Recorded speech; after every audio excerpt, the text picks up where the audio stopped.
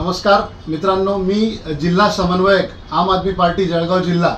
आज रोजी ही जी पत्रकार परिषद आपण या ठिकाणी चाळीसगाव येथे आयोजित केलेली आहे, ही जळगाव जिल्ह्याच्या वतीने आयोजित करण्यात आलेली आहे। मित्रांनो, पत्रकार परिषद घेण्यामागचा खरा उद्देश आहे की आम्ही खऱ्या अर्थानं भारतीय संविधानाचा आणि सर्वोच्च न्यायालयाचा मनपूर्वक आभार व्यक्त करतो की अनेक अडचणी येऊन सुद्धा 41 दिवसात जो PMLA कायदा आहे, या कायद्याअंतर्गत अनेक दिग्गजांना तुरुंगात टाकण्यात आलं, खोट्या केसेस करण्यात आल्या आणि लोकशाही धोक्यात आणण्यात आली। आज खऱ्या अर्थानं लोकशाहीचा आणि भारतीय संविधानाचा विजय या ठिकाणी झालेला आहे। सर्वोच्च न्यायालयाने माननीय अरविंद केजरीवाल साहेब यांना जो अंतरिम जामीन दिला, हा जामीन खऱ्या अर्थानं लोकशाही जिवंत करण्यासाठी अतिशय महत्त्वाचा असा जामीन होता।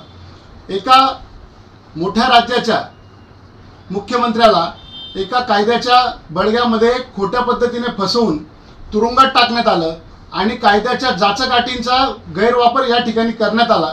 परंतु 41 दिवसात माननीय सुप्रीम कोर्टाने माननीय केजरीवाल साहेब यांना जामीन दिला आणि यामुळे त्यांनी असे संकेत दिलेले आहेत की खऱ्या अर्थानं भारताची लोकशाही जी आहे ती धोक्यात आलेली आहे आणि या तानाशाहीचा अंत करण्यासाठी आज सत्याचा विजय झालेला आहे। आज खऱ्या अर्थानं भारतीय संविधानाने जे सत्यमेव जयते आणि सर्वोच्च न्यायालयाने आपल्याला सत्यमेव जयते ही घोषणा जी आहे ती आज खऱ्या अर्थानं खरी करून दाखवलेली आहे।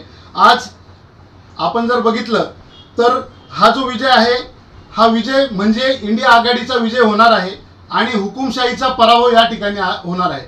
तानाशाही आणू इच्छिणाऱ्यांना हा एक फार मोठी चपराक आहे की माननीय केजरीवाल साहेब यांचा जामीन या ठिकाणी मंजूर झालेला आहे। मी सर्व आम आदमी पार्टीच्या वतीने संपूर्ण भारतातील आम आदमी पार्टीच्या सर्व कार्यकर्त्यांचे मनापासून अभिनंदन करतो आणि आपले देखील आभार मानतो। तर महाराष्ट्रापासून दिल्लीपर्यंत अनेक असे दिग्गज राजकारणी आहेत की ज्यांच्या विरुद्ध भ्रष्टाचाराचे आरोप झाले, परंतु कोणालाही तुरुंगात टाकण्यात आलेलं नाही। आपण महाराष्ट्रात जर बघितलं तर महाराष्ट्रामध्ये असे अनेक लोक आहेत की ज्यांना भ्रष्टाचाराच्या आरोपाखाली मोठ्याने डंका पेटवण्यात आला, परंतु कोणालाही जेलमध्ये टाकण्यात आलेलं नाही। परंतु तुम्ही बघितलं तर फक्त केजरीवाल साहेब असतील यांना तुरुंगात टाकण्यात आलं।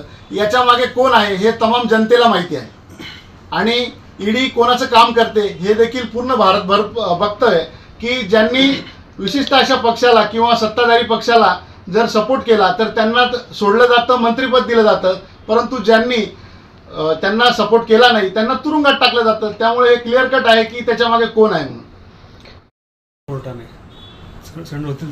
कायद्याने ज्याही अटी शर्ती लादलेल्या आहेत त्याचं ते तंतोतंत पालन करतील। आम्ही लोकशाही मानणारे लोक आहोत, त्यामुळे सर्वोच्च न्यायालयाने जे निर्देश घातलेले आहेत त्याचं आम्ही तंतोतंत पालन करू। केजरीवाल साहेब त्याचं तंतोतंत पालन करतील।